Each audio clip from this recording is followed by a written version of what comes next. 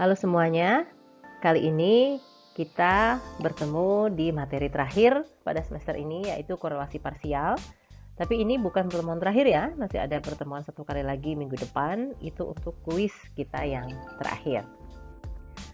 Baik, kita refresh sebentar mengenai uji korelasi. Ada uji korelasi tunggal. Uji korelasi tunggal itu ketika ada satu variabel bebas, kita korelasikan dengan variabel terikat.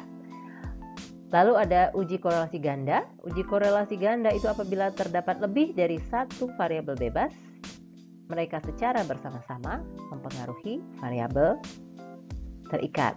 Lalu korelasi parsial itu yang akan kita pelajari pada hari ini, di mana ada dua variabel bebas yang ketika dihubungkan dengan variabel Y, salah satu variabel ini akan kita kendalikan pengaruhnya. Lalu yang terakhir itu semi parsial adalah kita hubungkan mereka secara bersama-sama, baru nanti pengaruhnya kita kendalikan. Nah, secara khusus korelasi parsial itu adalah bertujuan untuk mengetahui korelasi yang murni di antara sebuah variabel bebas terhadap variabel terikat dengan mengendalikan variabel yang lain. Jadi ini ada dua variabel bebas. Variabel bebas ini kita hubungkan dengan Y, tapi yang ingin kita lihat adalah bagaimana masing-masing variabel bebas ini mempengaruhi Y dengan mengendalikan pengaruh variabel bebas yang lain. Nah, Anda bisa lihat di sini sebagai contoh, X1 adalah bakat, lalu X2 adalah minat. Kedua variabel ini kita korelasikan dengan Y, atau Y di sini adalah prestasi belajar.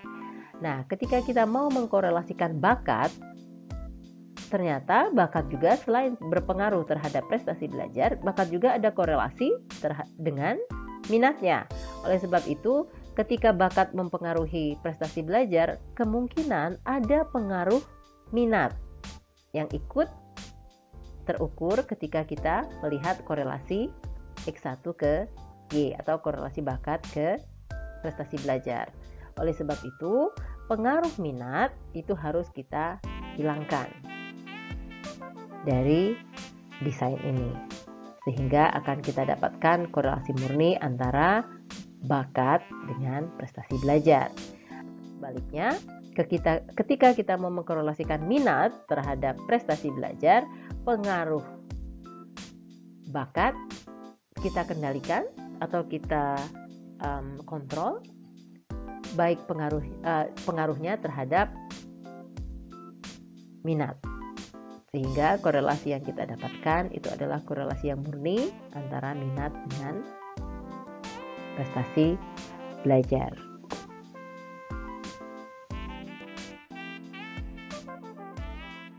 Nah, untuk menghitung signifikansi koefisien korelasi parsial, kita gunakan rumus yang ini. Jadi untuk rumus-rumus nanti Anda prosedurnya tinggal diikuti saja ya untuk penghitungannya. Apabila Anda kurang jelas, silahkan studi secara mandiri dengan mencari textbook atau buku-buku lain atau artikel-artikel yang ada di internet. Yang saya sarankan adalah Anda lewat Google Scholars, jangan maksudnya tulisan-tulisan populer yang non-ilmiah ya. Nah, sebagai contoh, kita akan melihat apakah ada korelasi atau hubungan antara tingkat kecerdasan X1 dan motivasi berprestasi atau X2 dengan prestasi belajar mahasiswa. Yang ditanyakan adalah berapakah korelasi X1 atau tingkat kecerdasan terhadap prestasi belajar dengan mengendalikan motivasi berprestasi. Lalu, berapa korelasi antara motivasi berprestasi dengan prestasi belajar dengan mengendalikan tingkat kecerdasan atau X1. Jadi dengan kata lain itu begini, ketika kita mengkorelasikan tingkat kecerdasan atau IQ dengan prestasi belajar, kita cari orang atau pengaruh motivasi berprestasi itu kita samakan. Lalu Sebaliknya, ketika kita mengkorelasi motivasi berprestasi dengan prestasi belajar, yang kita ukur adalah kita anggap bahwa semua orang atau semua subjek itu memiliki tingkat kecerdasan yang sama. Lalu setelah itu kita uji signifikansi dan membuat kesimpulan dari masing-masing korelasi yang kita buat tabel kerja dulu. Tabel kerja seperti biasa. Ini sudah pernah Anda lakukan ketika kita menghitung analisis regresi ganda. Ini sama persis. Hati-hati ketika Anda menghitung tabel, karena kalau hitungan Anda di tabel salah, maka hitungan ke belakang juga sudah pasti akan salah. Lalu ini adalah ketika sudah lengkap. Kita hitung dulu koefisien korelasi tunggal. Nah, yang ini kalau Anda mengingat di materi korelasi produk moment yang kita pelajari di statistik deskriptif, ini adalah rumusnya. Rumus korelasi produk moment. Kalau Anda lupa ya boleh dibuka lagi atau Anda ikuti saja bagaimana cara kita menghitung rumus di sini ya, diikuti saja. Nah, yang perlu diperhatikan adalah korelasi Y1. Y1 ini adalah korelasi antara tingkat kecerdasan dengan prestasi belajar itu adalah 0,946. Ini korelasi yang tinggi ya. Jadi saya ulangi, RY1 adalah korelasi antara tingkat kecerdasan dengan prestasi belajar. RY2 ini adalah korelasi antara motivasi berprestasi dengan prestasi belajar. Korelasinya sebesar 0,880. Juga tinggi. Dan yang terakhir, ini adalah korelasi antara sesama variabel bebas. Korelasi sesama variabel bebas itu merupakan korelasi antara tingkat kecerdasan dengan motivasi berprestasi. Ini juga tinggi. Nah, ini yang tidak kita harapkan ketika kita melakukan penelitian, ya. Jadi seharusnya ini tidak setinggi ini.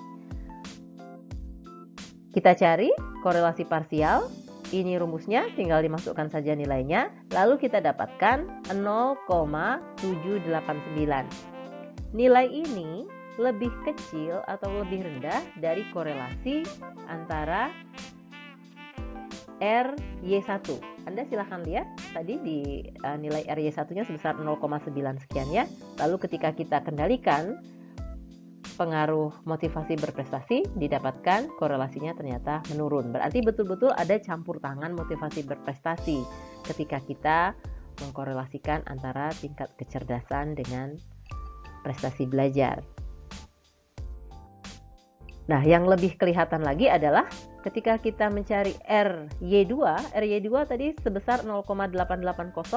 Setelah kita kendalikan tingkat kecerdasan atau setelah kita kendalikan X1-nya dari 0,880, nilai korelasinya menurun jauh menjadi 0,437 ya. Jadi sangat kelihatan bahwa tingkat kecerdasan itu sangat mempengaruhi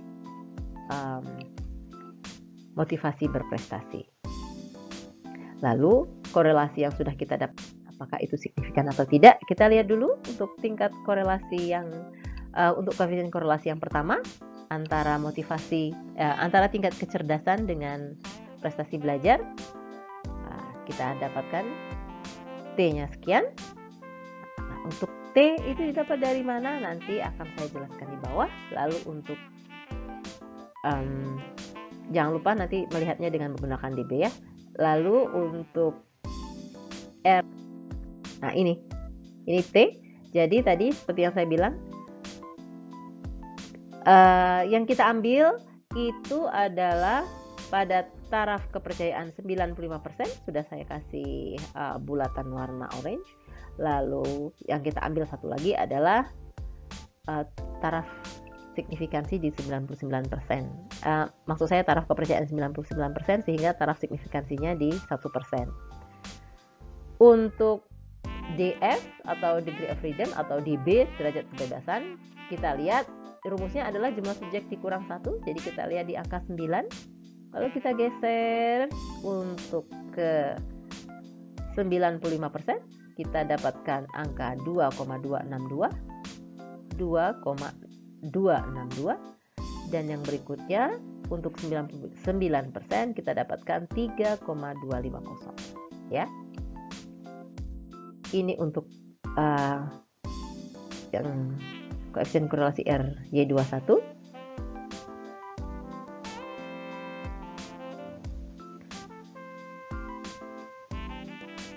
Baik, sepertinya kalau di slide saya ini agak keliru ya untuk tabel 5% dan 1%. Nanti bisa diperbaiki sesuai dengan yang saya jelaskan tadi ya. Terima kasih untuk semangat belajarnya, untuk kesabarannya, dan terima kasih untuk selalu menjaga kesehatan. Jangan lupa, pandemi ini masih ada, jadi selalu jaga kesehatannya. Wassalamualaikum warahmatullahi wabarakatuh.